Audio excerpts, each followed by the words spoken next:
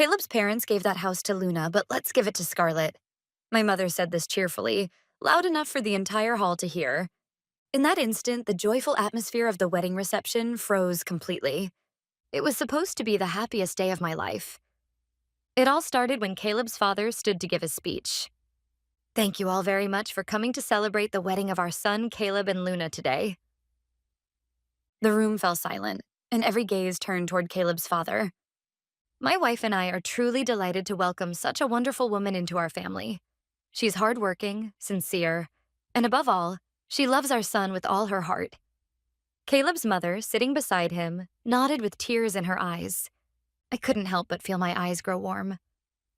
And so, to celebrate the couple's new beginning, my wife and I would like to offer a small gift. Caleb's father took a small envelope from his breast pocket. These are the keys to a penthouse in the city center. Please accept it as your first home as you begin your new life together. The hall was filled with warm applause and voices of congratulations.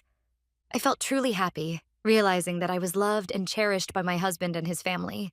But with my mother's next words, everything, the atmosphere, my feelings, changed completely. A grand house like that doesn't suit you.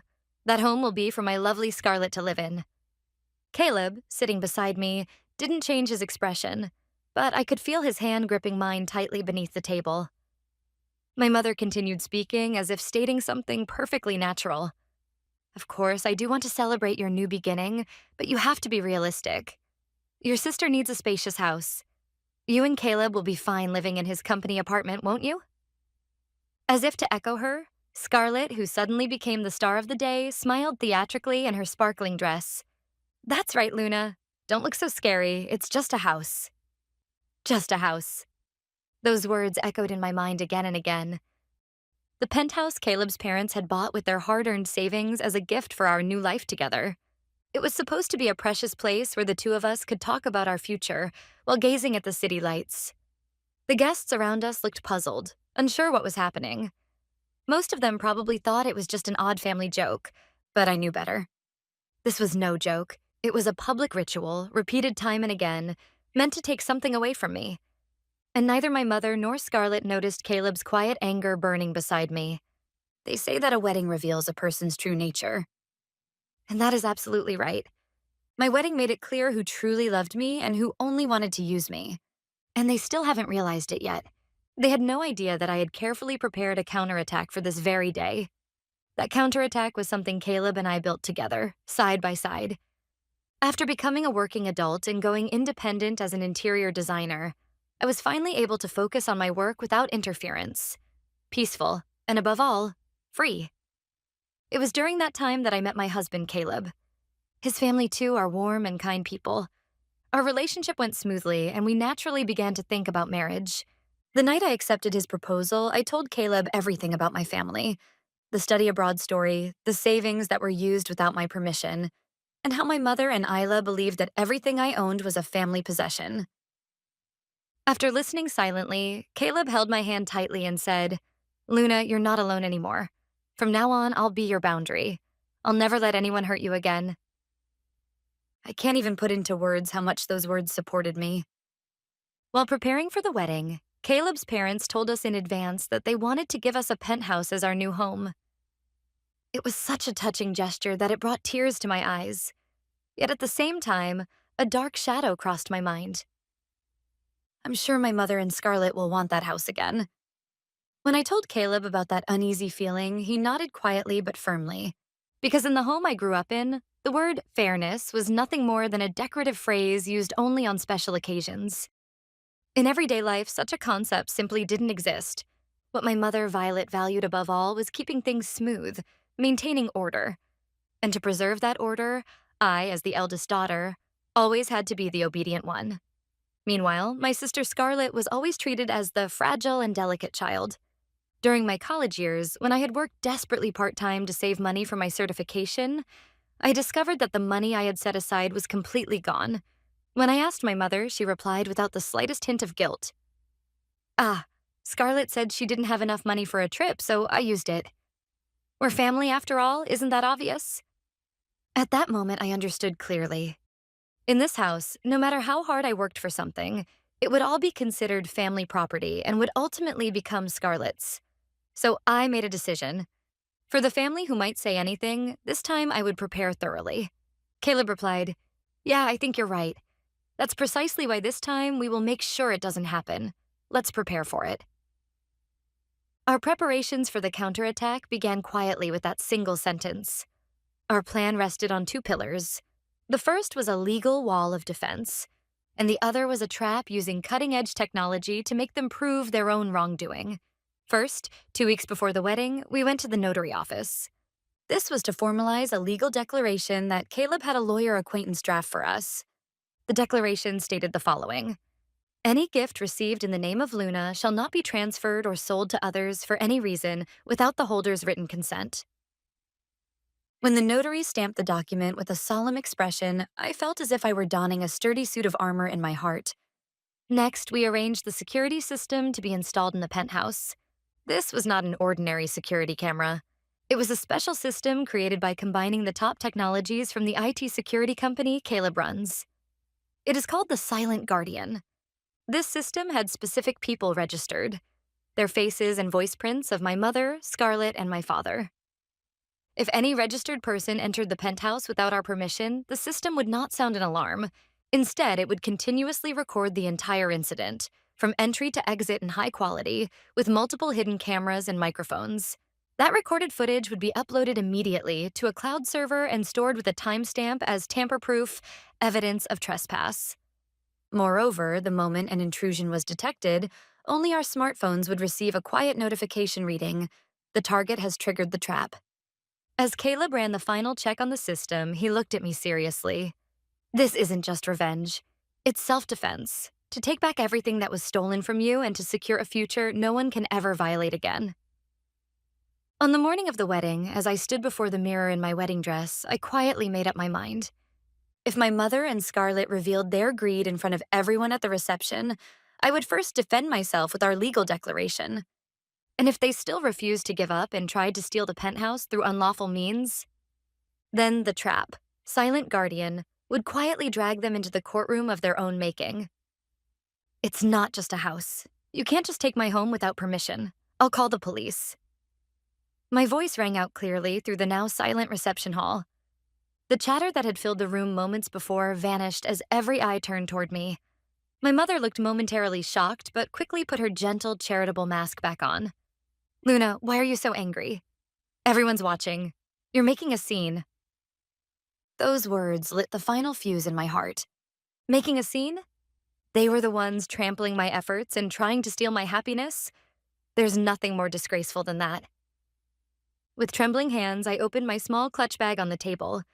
Inside was the declaration stamped by the notary 2 weeks earlier. I slowly stood up and walked toward my mother and Scarlett. Beside me, Caleb also rose quietly, standing close to my back as if to shield me. The "just a house" you're talking about is a precious gift from Caleb's parents, given to us out of love for our future. And it is legally my property. I unfolded the document and held it open before their eyes. This is a legally certified declaration from the notary office. It states, "Any gift received in the name of Luna may not be transferred or sold without her written consent." I could see the color drain from my mother's face. Scarlett looked between me and the document in disbelief. When did you make something like this?" In as calm but firm a tone as I could manage, I answered, "I anticipated that you would come here to take what's mine." A wave of murmurs swept through the hall. The guests finally began to understand that this was not a family joke. It was a serious confrontation. Then, my father, who had been silently watching everything unfold, finally rose from his seat and spoke in a heavy tone. "Luna, that's enough. Your mother and Scarlett didn't mean any harm. We're family after all." At that moment, something inside me snapped. "Does being family mean you can do whatever you want?" I asked him the question calmly. My voice did not tremble. The heavy resentment I had carried deep inside for years finally overflowed in the form of words. "Just because we're family, is it okay for you to crush my dream of studying abroad? Just because we're family, is it fine to spend the money I worked so hard to save without asking me? And because we're family, do you think it's natural to claim the home meant for my future and Caleb's as your own?" I took a step forward and looked straight into Scarlett's eyes. Do you have any idea how much I've sacrificed for you? It's over now. I'm done being the convenient older sister who lives for you. Overwhelmed by my determination, Scarlett shrank back and hid behind our mother. Seeing her, my mother suddenly snapped out of it and exploded in anger. What an ungrateful child you are. Do you have any idea how hard I worked to raise you? Worked hard? A dry laugh escaped my lips. Was it really that hard to raise me as a tool to obey Scarlett's every whim? Caleb must have poisoned your mind. Ever since you met that man, you've completely changed. He didn't poison me. He opened my eyes. The moment her accusations turned toward Caleb, he quietly stepped in front of me. His body seemed to tremble with anger, but his voice was calm as ice. Mrs. Violet, Luna hasn't changed. She's simply taken back who she truly is. She isn't a tool, she's a person. And she's my wife, whom I love deeply. My mother was struck speechless by Caleb's resolute tone. I looked at my mother, father, and Scarlett one last time and gave my final words. This penthouse belongs to us. I won't hand over even a single key. If you have anything more to say, please speak to my lawyer from now on. It was, in effect, a declaration of severance. Let me make one thing clear, Caleb added firmly. I will never forgive anyone who ever dares to hurt or use Luna again. His words filled me with strength and a profound sense of peace. I nodded to him, letting him take my arm as we turned our backs. Behind us, my mother shouted something. I could hear Scarlett crying, but none of it reached my heart anymore. As we opened the heavy doors of the reception hall and stepped into the corridor outside, I exhaled deeply. It felt as if I had finally surfaced after being trapped deep underwater for decades. We slipped out of the hall for a change of clothes and leaned quietly against the wall of the hotel's empty corridor. Caleb looked into my face and asked, "Are you okay?" I nodded, unable to suppress the joy welling up from deep within me. I'm fine. Actually, I think this might be the first time in my life I've ever felt this free. I see. I'm glad. Caleb smiled gently, as if my relief had finally reached him too. Both of our smartphones were set to silent mode and tucked away in our pockets. The notification from the silent guardian had not yet arrived. Do you really think they'll do it? I asked quietly. Caleb answered with absolute certainty in his voice. Oh, they will. Your mother and the others may understand what a notarized document means, but they'll never accept the reality that they can't steal from you anymore. They'll try to get it another way. Just as he predicted, a new plan was already in motion back inside the reception hall. After we left, the room had fallen into brief chaos, but my mother quickly regained her composure and began acting as though nothing had happened. She's just a little tired, that's all. Everyone, please continue to enjoy yourselves. Then, taking my father by the arm, she approached Caleb's parents' table and spoke in a humble tone. We are truly sorry for our daughter's behavior today. It seems she's become a little emotional from the stress of the wedding. We're thinking of helping her manage the penthouse for a while until she calms down. If you don't mind, could we perhaps hold on to a spare key? Of course, Caleb's parents would never agree to such a request, but my mother's true aim lay elsewhere. She already knew that once the reception was over, a shipment was scheduled to arrive at the penthouse, and that Caleb's parents had agreed to receive it on our behalf since we would be busy. Caleb's father reached into his jacket pocket in reflex and politely declined. I'm afraid that won't be possible. Scarlett didn't miss his movement. She had been watching carefully from behind the table. As the guests began to leave and the crowd filled the exit area, Scarlett waited for her moment. Her heart pounded wildly, but her mother's silent pressure pushed her forward. Holding a champagne bottle, she approached Caleb's father, thanked him politely, and pretended to stumble. While helping him regain his balance, her fingers slipped deftly into the inside pocket of his jacket. And in an instant, she felt the cold touch of metal between her fingertips. Without drawing any attention, the three of them, my mother, father, and Scarlett, headed toward the hotel exit, certain they had just secured their victory. Honestly, Luna can be so stubborn, my mother muttered smugly.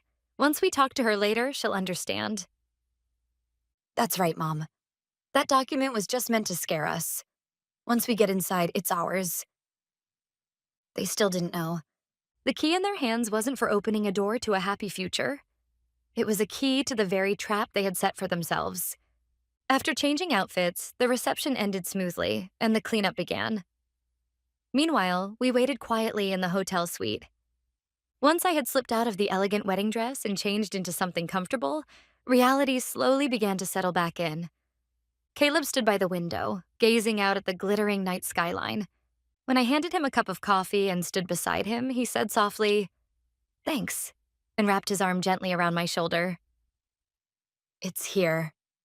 At that same moment, his smartphone, resting on the table, vibrated briefly. Just once. On the screen, next to a small owl icon, appeared a single line of text. "Silent Guardian, the target has triggered the trap.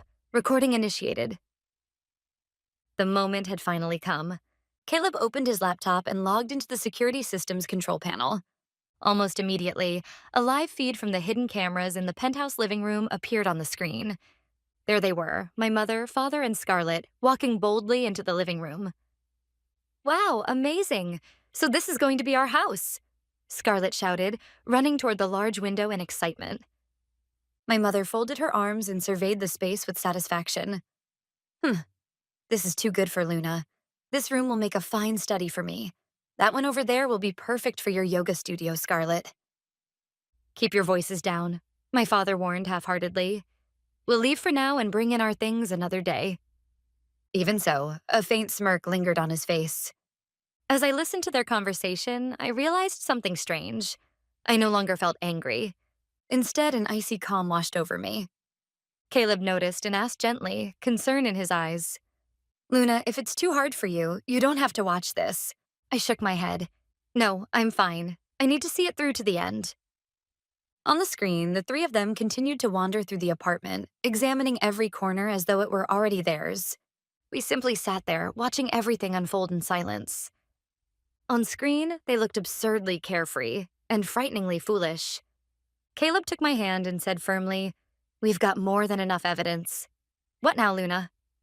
Staring at my mother's triumphant face on the monitor, I answered quietly but clearly, "Call the police." The report was made through Caleb's company's legal department, which directly contacted a senior officer he knew at the local precinct. From our suite, we transferred the video data recorded by the Silent Guardian straight to the police server. It was perfect evidence, time-stamped and impossible to tamper with. Caleb spoke calmly on the phone, explaining the situation in precise detail. 15 minutes later, the front door of the penthouse on the laptop screen shook with a violent knock. Inside the footage, my mother and Scarlett looked around, bewildered. Then a deep, commanding voice rang from outside. "This is the police. Open the door." What happened next looked like a scene from a drama. My father, who opened the door, stood frozen as several officers entered. My mother screamed, "This is a mistake," while Scarlett collapsed onto the floor. One of the officers addressed them coolly, "You are under arrest for trespassing." My mother shouted until the very end, "What's wrong with entering my own daughter's house?" But when the officer showed the warrant, along with the certified notice from our lawyer stating that no entry whatsoever is permitted, she finally fell silent. We watched in silence as the three of them were handcuffed and escorted out. Before leaving, Scarlett muttered something under her breath, unaware that the hidden microphones had caught every word. "I'm sorry, Luna. I'd be lying if I said my heart didn't waver at that. But I had already made my decision, never to look back. This wasn't revenge. It was a necessary act of reclaiming my life and of protecting the future I would walk together with the man I love." Caleb gently closed the laptop. "It's over." "Yes," I replied softly. "It's over." Without a word more, we fell into each other's arms, holding tightly in the quiet of the night. Outside the window, the city lights shimmered endlessly, as if celebrating our new beginning. It was the start of a future that finally belonged to us, untouched by anyone else. That night, my parents and Scarlett were taken into police custody. The next day, our attorney stepped in to begin the formal process of prosecution. The footage recorded by Silent Guardian became undeniable evidence, leaving them no room for excuses.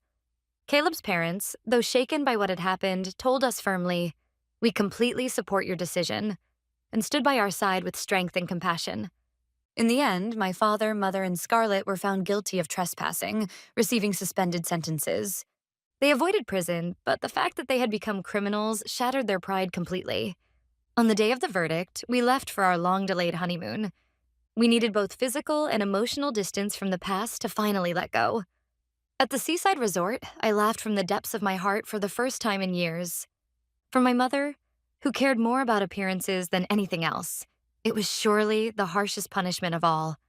Through our lawyer, we had them sign an agreement banning any future contact with us. If they broke it, they would face new charges under the anti-stalking law. Later, I heard through acquaintances that they sold their house and moved to a distant city where no one knew them. Once, a single letter arrived from Scarlett through our lawyer, written in trembling handwriting. It was filled with regret, saying, "I just wish I could have been honest and talked with you earlier." But I never wrote back. Even if she had truly realized her mistakes, it was too late. The time we lost was far too great. Just like a shattered plate can never be made whole again, trust once broken can never truly be restored. I stopped looking back. My future no longer shared a path with theirs. A year has passed since then. Caleb and I were sitting together in the living room of the same penthouse. Beyond the floor-to-ceiling windows, the night skyline stretched infinitely, a sea of lights sparkling like scattered jewels. "It's so beautiful," I whispered dreamily, resting my head on Caleb's shoulder as we sat together on the sofa. He gently stroked my hair and replied softly, "Yeah, being able to see this view with you every day is the greatest happiness I could ever have." No phone calls that would shatter this peace. No unexpected, unwelcome visitors. No fear of someone taking something away from us. Just quiet days of sharing the happiness right in front of us. That was what I had longed for more than anything. Caleb took my hand and pressed a tender kiss on the back of it. "Luna, I promise I'll make you the happiest woman in the world." I looked into his eyes and smiled from the depths of my heart. "I already am." Our new life had only just begun. Under this vast sky, the two of us would quietly and surely build our future together.